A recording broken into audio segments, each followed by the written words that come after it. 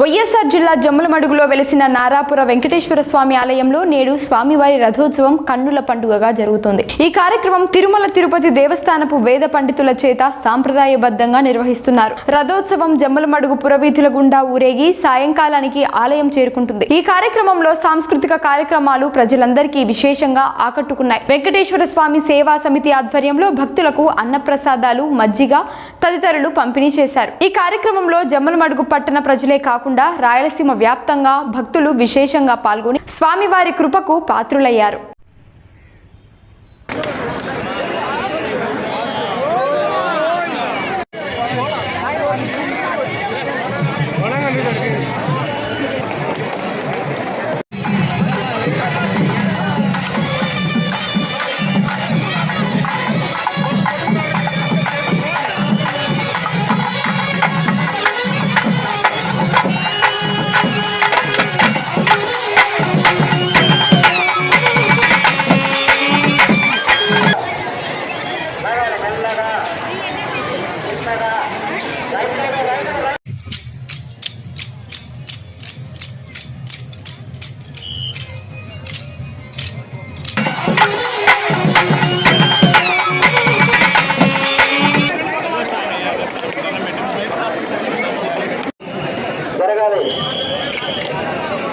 జరగండి.